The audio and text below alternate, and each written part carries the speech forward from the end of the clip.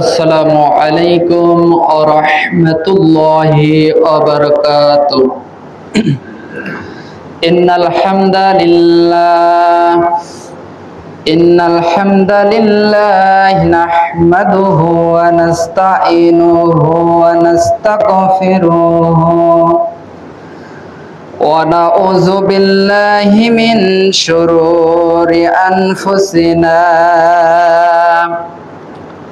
ومن سيئات أعمالنا من يهد الله فلا مضل له ومن يضلله فلا هادي له وأشهد أن لا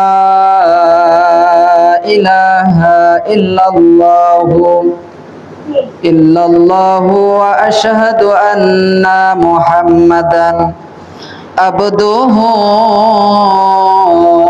ورسوله الذي أرسله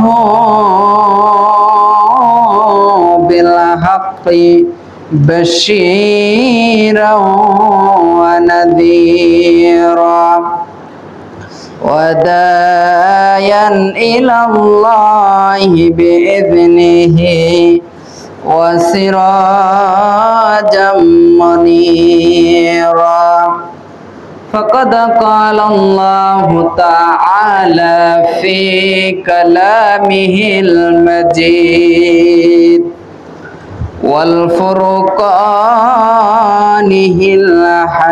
الحميد أعوذ بالله من الشيطان الرجيم بسم الله الرحمن الرحيم تؤمنون بالله ورسوله وتجاهدون في سبيل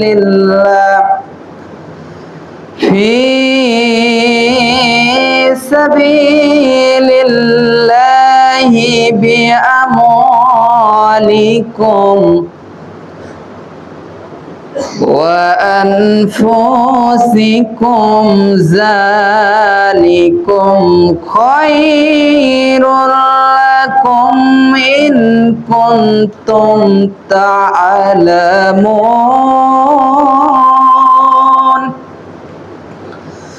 يغفر لكم ذنوبكم ويدخلكم جنات تجري من تحتها الأنهار ومساكن طيبات في جنات عدن ذلك الفوز العظيم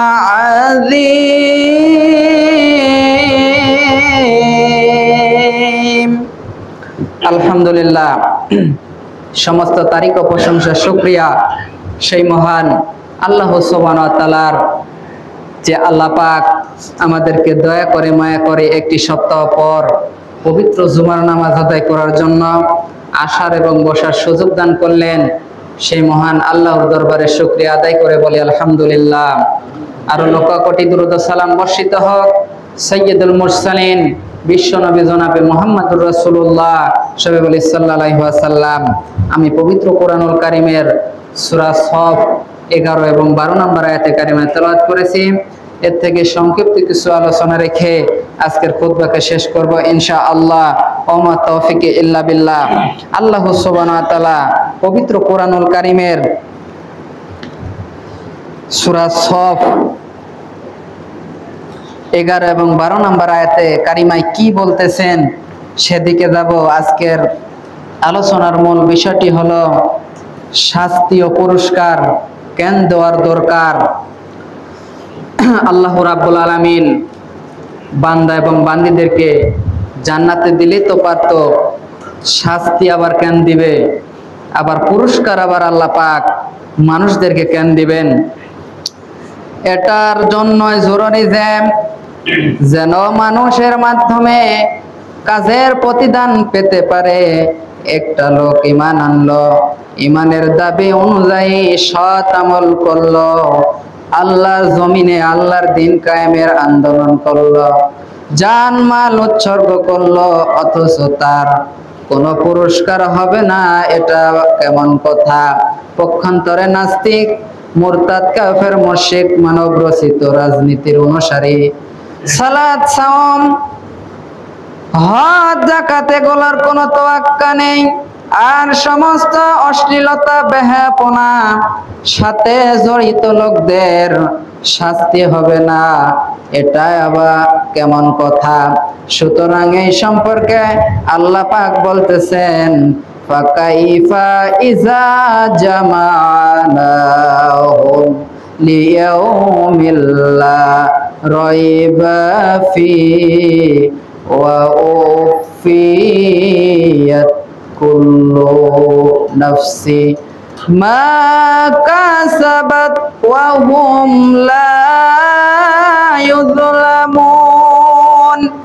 আল্লাহ পাক বলতেছেন সূরা আল ইমরানের 25 নম্বর আয়াতে কারিমায়, কিন্তু তখন কি অবস্থা দাঁড়াবে যখন আমি তাদেরকে একদিন সমবেত করব, একত্রিত করব, যে দিনের আগমনের কোনো সন্দেহ নেই, আর নিজেদের কৃতকর্ম তাদের প্রত্যেকেই পাবে, তাদের প্রাপ্য প্রদান, মোটেও তাদের সাথে অন্যায় বা জুলুম করা হবে না। অর্থাৎ একদিন আমাদের এই কৃতকর্মের হিসাব দিতে হবে আল্লাহ পাকের কাছে। আল্লাহ পাক কারো প্রতি এক বিন্দু পরিমাণ জুলুম করবেন না। মানুষদেরকে আল্লাহ পাক সমবেত করবেন, প্রত্যেকটি মানুষ জাতিকে, প্রত্যেকটি কাউমকে, নারী পুরুষ উভয়কে আল্লাহ পাক একদিন একত্রিত করবেন। সেই দিনের নাম হচ্ছে হাসরের মাঠ, কিয়ামতের মাঠ যেদিন পরিচালিত হবে। প্রিয় বন্ধুগণ আমার, জান্নাতের পরিচয় খুঁজতে গেলে পাওয়া যায় বেহেশত আবাসস্থল, সুখ শান্তির স্থল। জান্নাত মূলত একটাই, কিন্তু এর গেট বা দরজা রয়েছে 8টি, তাই 8টি বেহেশত বলা হয়। জান্নাত মহান আল্লাহ তাআলার পক্ষ থেকে তার প্রিয় বান্দা বান্দীদের জন্য এমন এক নিয়ামত, যা তিনি সৎকর্মশীলদেরকে তাদের কর্মের প্রতিদান স্বরূপ দান করবেন। সুবহানাল্লাহ। আল্লাহ পাক মানুষ জাতির জন্য, নারী হোক কিংবা পুরুষ হোক, উভয়ের জন্য জান্নাতের একটি ব্যবস্থা করে রেখেছেন, যেটার মধ্যে প্রবেশ একবার করলে কেউ আর বের হবেন না। আরামদায়ক, শান্তিদায়ক স্থল, এর নামই হচ্ছে জান্নাত। প্রিয় বন্ধুগণ আমার, কিন্তু এর গেট বা ফটো গেট রয়েছে 8টি। জান্নাত মহান আল্লাহ তাআলার পক্ষ থেকে তার প্রিয় বান্দাদের জন্য এমন এক বিরাট নিয়ামত, যা তিনি সৎ কর্মশীল বান্দা বান্দীদেরকে তাদের কৃতকর্মের প্রতিদান স্বরূপ দান করবেন, যেখানে তারা তাদের ইচ্ছা মতো সকল প্রকার আনন্দ, বিনোদন এবং নিয়ামত ভোগ করবেন। যে সকল নিয়ামত রাজি সারাক্ষণই তাদের জন্য বিদ্যমান থাকবে। আল্লাহ পাক বলতেছেন, ইন্নাল আবরারা লাফি নাঈম। আল্লাহ পাক সূরা ইনফিতরে বলতেছেন, নিশ্চয় নেককারগণ বেহেশত যাবে, যারা নেককার ঈমানদার। এবার চলে যায় জান্নাত মূলত একটি, তার দরজা রয়েছে 8টি, যেমন জান্নাত, জান্নাতুল ফেরদাউস, জান্নাতুন নাঈম, দারুস সালাম, জান্নাতুল খুলুদ, জান্নাতুল আলিয়া, জান্নাতুল আদন, জান্নাতুল মাওয়া। এই 8টি দরজা রয়েছে। যে কোনো দরজা দিয়ে যার যে কর্ম, আল্লাহ তাদেরকে সে জান্নাত দিবেন। কোন জান্নাতে কারা যাবে, কোন দরজা দিয়ে কারা প্রবেশ করবে, সকল বেহেশতবাসীর মর্যাদা এক নয়। আল্লাহর কাছে একক জনার মর্যাদা একক রকম।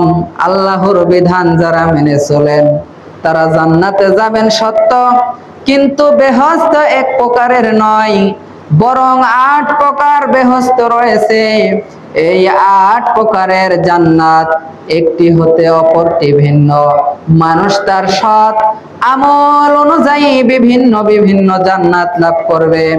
জান্নাতের 8টি ফটক রয়েছে। যাদের বরাদ্দ থাকবে সেদিন তাদের আমল ও বরাদ্দকৃত বেহেশতের নাম আল্লাহ পাক কোরআনুল কারীমে একটি সূরা থেকে একটা আয়াতে কারিমা থেকে জানাচ্ছেন জান্নাতুল ফেরদাউস কাদের জন্য বরাদ্দ থাকবে।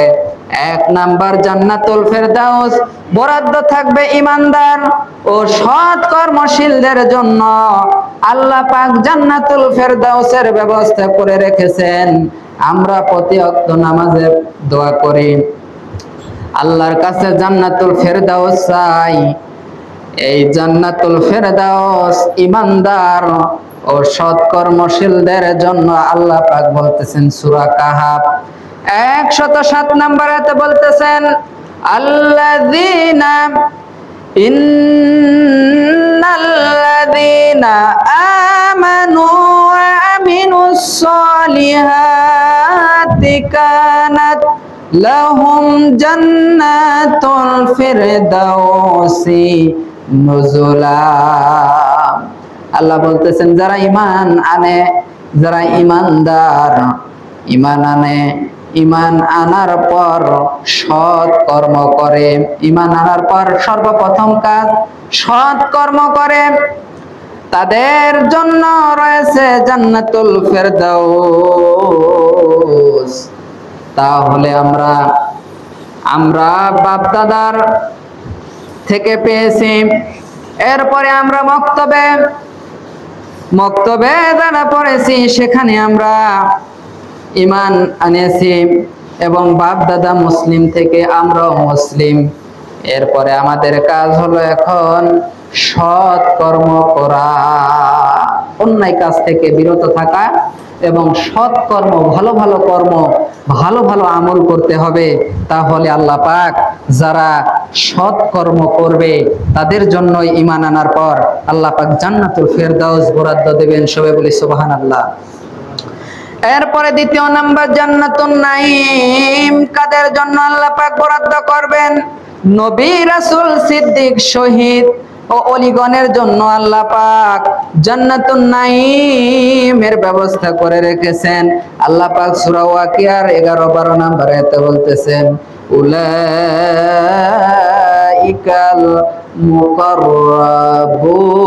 মুকাররাবুন ফি জান্নাতিন নাঈম। আল্লাহ বলতেছেন অগ্রবর্তীগণ তো অগ্রবর্তী, এরাই থাকবে অবদানের উদ্যান সমূহে জান্নাতুন নাঈমে। নবী, রাসূল, সিদ্দিক, শহীদ ও ওলিগণের জন্য আল্লাহ পাক জান্নাতুন নাঈম ব্যবস্থা করে রেখেছেন। সুবহানাল্লাহ। এবার লক্ষ্য করুন, হাসরের ময়দানে মানুষ 3 শ্রেণীতে বিভক্ত হবে। প্রথম শ্রেণীর মানুষ হবে আরশের ডান পাশে থাকবে। তারা হলো আদম আলাইহিস সালাতু ওয়াস সালামের ডান পাশ থেকে পয়দা হয়েছিলেন। তাদের আমলনামা ডান হাতে দেওয়া হবে। তারা সবাই হবে জান্নাতি। আর দ্বিতীয় শ্রেণীর মানুষ হবে আরশের বাম দিকে একত্রিত হবে। তারা আদম আলাইহিস সালামের বাম পার্শ্ব দিয়ে পয়দা হয়েছিলেন এবং তাদের আমলনামা বাম হাতে থাকবে। তারা সবাই হবে জাহান্নামী। আর তৃতীয় শ্রেণীর মানুষ হবে অগ্রবর্তীদের দল। তারা মহান আল্লাহর সামনে বিশেষ নৈকট্যের আসনে থাকবেন। তারা হবেন নবী, রাসূল, সিদ্দিক, শহীদ ও ওলীগণ। তাদের সংখ্যা প্রথমত তাদের তুলনায় কম হবে। তারা সকলে জান্নাতুন নাঈমের অধিবাসী হবেন। সবাই বলি সুবহানাল্লাহ। তাফসীরে ইবনে কাসিরে এই বর্ণনাগুলো এসেছে। প্রিয় বন্ধুগণ, আমার 3 নম্বরে দেখেন, দারুস সালাম কাদের জন্য? আল্লাহ পাক বরাদ্দ করে রেখেছেন কোরআন মান্যকারী, কোরআন নিয়ে গবেষণাকারী, কোরআন নিয়ে যারা চিন্তা করে তাদের জন্য আল্লাহ পাক জান্নাতের 8টি দরজার ভিতরে দারুস সালাম নামক তাদের জন্য রেখেছেন। আল্লাহ বলতেছেন সূরা আনাম 127তম আয়াতে কারিমায়, লাহুম দারুস সালামি ইনদা রাব্বিহিম ওয়া হুয়া ওয়ালিয়ুহুম বিমা কানু ইয়ামালুন।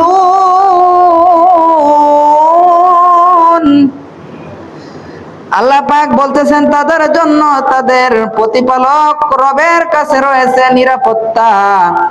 তিনি আল্লাহ তাদের বন্ধু তাদের কৃতকর্মের কারণে, অর্থাৎ যারা মুক্ত মনে উপদেশ গ্রহণের অভিপ্রায়ে কোরআনের পাইগাম নিয়ে চিন্তা গবেষণা ভাবনা করে এবং এর পরিণতি স্বরূপ কোরআনের নির্দেশ মেনে চলেন, তাদের জন্য তাদের পালনকর্তার কাছে দারুস সালাম নামক বেহেশতের সুসংবাদ রয়েছে। এরপরে আসুন, জান্নাতুল খুলুদ কাদের জন্য? মুত্তাকিনদের জন্য। আল্লাহ পাক বলতেছেন সূরা ফুরকান 15তম আয়াতে কারিমায় আল্লাহ পাক বলতেছেন, কুল আযালিকা খায়রুম জান্নাতুল খুলুদিল ওয়া ইদাল মুত্তাকুন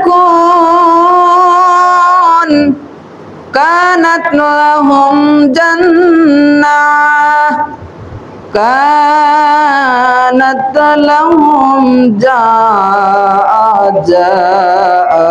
ওয়া মসজিদ।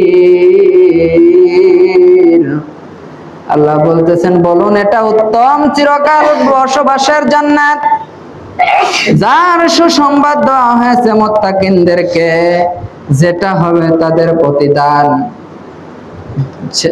সেটাই হবে তাদের আসল প্রতিদান। মুত্তাকিনদের জন্য আল্লাহ পাক এই জান্নাতুল খুলুদের ব্যবস্থা করে রেখেছেন। 5 নম্বরে জান্নাতুল আলিয়া, সৎকর্মশীল ব্যক্তিদের জন্য জান্নাতুল আলিয়া। আল্লাহ বলতেছেন ওয়া জুরহু ইয়াউমা ইযিন নাঈমাত। আল্লাহ বলতেছেন অনেকের মুখমণ্ডল সেদিন সজীব থাকবে, তাদের সৎ কর্মের কারণে তারা উঁচু দরের জান্নাতে থাকবে। সুবহানাল্লাহ। সূরা গাশিয়ায় বলতেছেন আল্লাহ পাক। এরপরে জান্নাতুল আদান, যারা আল্লাহর সন্তুষ্টির জন্য আল্লাহর জমিনে আল্লাহর দ্বীন প্রতিষ্ঠার জন্য জিহাদ করে, সংগ্রাম করে, জমিন আল্লাহর দ্বীন প্রতিষ্ঠাও করতে চায়, আল্লাহর আইন ও আল্লাহর মানতে চায়, তাদের জন্য আল্লাহ পাক জান্নাতুল আদনান নামক গেটটি তৈরি করে রেখেছেন। জুমার খুতবায় আমি যে আয়াতে কারিমা তেলাওয়াত করলাম, আল্লাহ পাক সূরা সফের 11 এবং 12 নম্বর আয়াতে কারিমায় বলতেছেন, তুমিনুনা বিল্লাহি ওয়া রাসূলিহি ওয়া তুজাহিদুনা ফি সাবিলিল্লাহি বিআমওয়ালিকুম ওয়া আনফুসিকুম যালিকুম খায়রুল লাকুম ইন কুনতুম তা'লামুন। আল্লাহ পাক বলতেছেন তারা এই যে তোমরা আল্লাহ ও তার রাসূলের প্রতি বিশ্বাস স্থাপন করবে এবং আল্লাহর পথে জান এবং মাল ব্যয় করবে। আল্লাহ পাক বলতেছেন আল্লাহর পথে জান এবং মাল ব্যয় করবে এবং জীবন পণ্য জিহাদ করবে, এটাই তাদের জন্য বড় সাফল্য যদি তারা তা বুঝতো।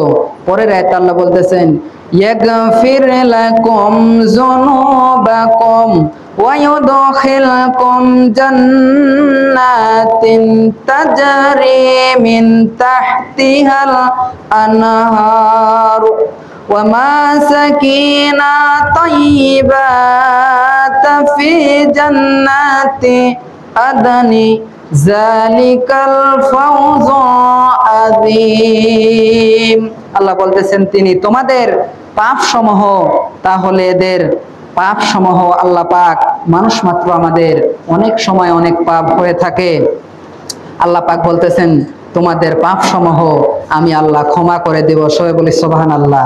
এবং এমন জান্নাত দাখিল করব তোমাদের জন্য যে জান্নাতের তলদেশ ধারা নদী বা ঝর্ণা প্রবাহিত থাকবে এবং বসবাসের জন্য উত্তম একটি জায়গা জান্নাত আমি এই বান্দা বান্দীদেরকে দিব যারা আল্লাহর জমিনে আল্লাহর দিন প্রতিষ্ঠা করার জন্য সংগ্রাম করে, জিহাদ করে, প্রথমত জান, দ্বিতীয়ত মাল ব্যয় করে।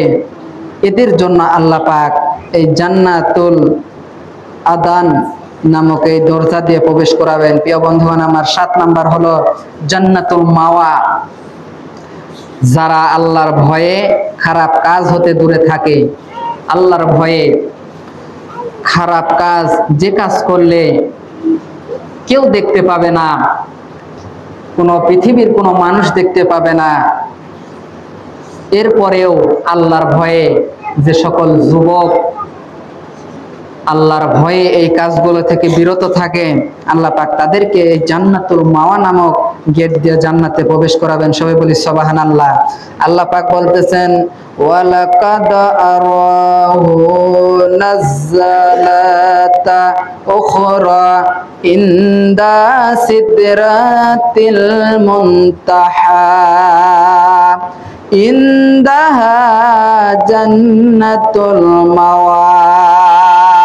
আল্লাহ বলতেছেন আর নিশ্চয় সেই মুহাম্মদ সাল্লাল্লাহু আলাইহি ওয়াসাল্লাম তাকে জিব্রাইলকে আরেকবার দেখেছিল সিদরাতুল মুনতাহা নামক নিকটে, যার কাছে অবস্থিত বসবাসের জান্নাতুল মাওয়া রয়েছে।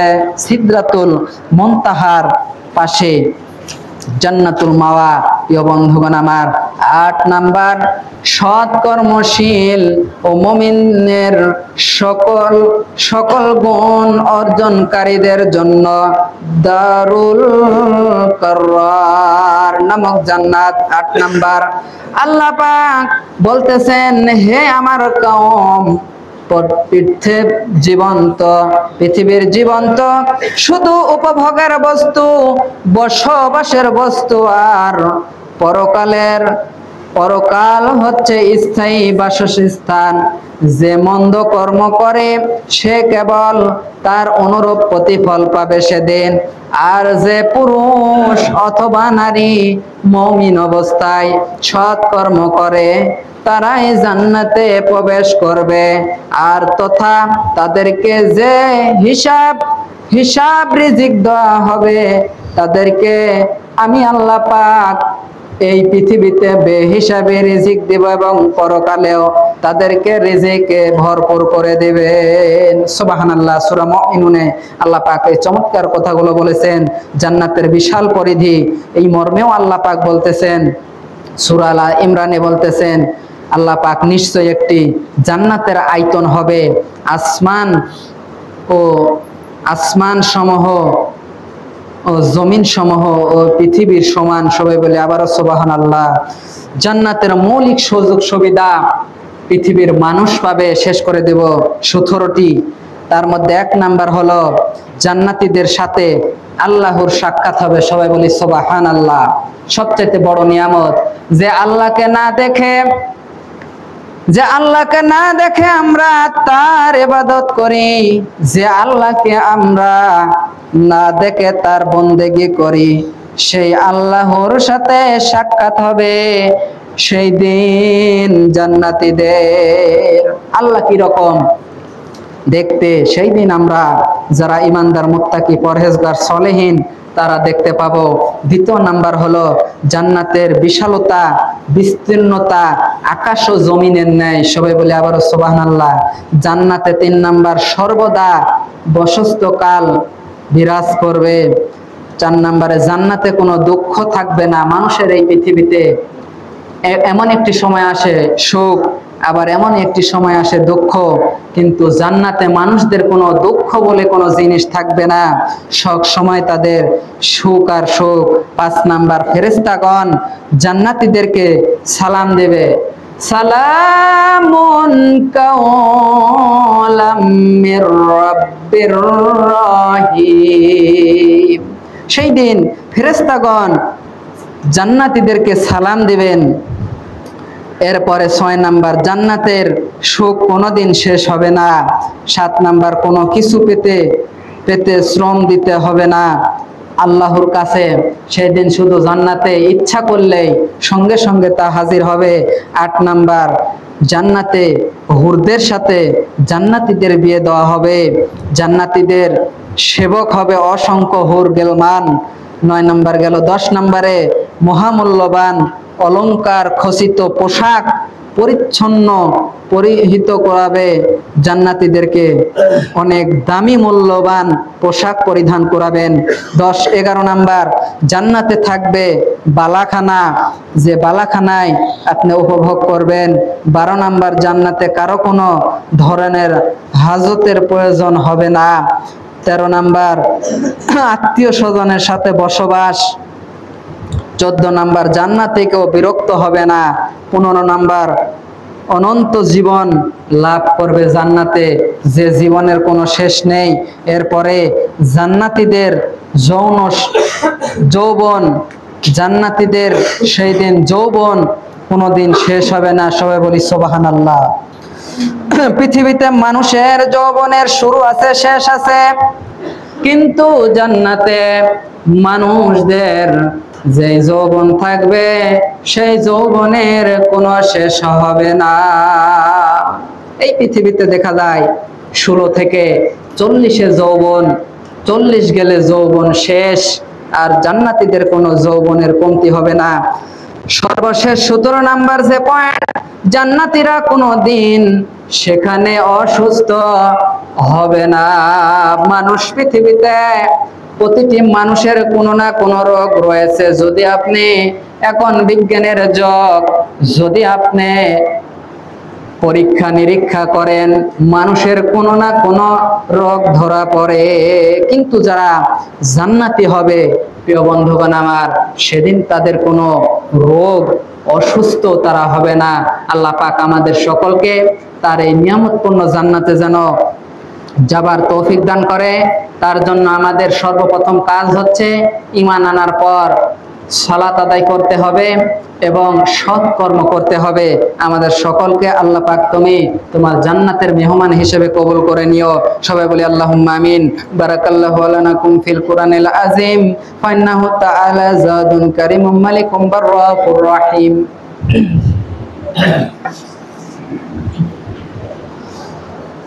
আলহামদুলিল্লাহ নাহমাদুহু ওয়া নুসাল্লি আলা রাসূলিহিল কারীম।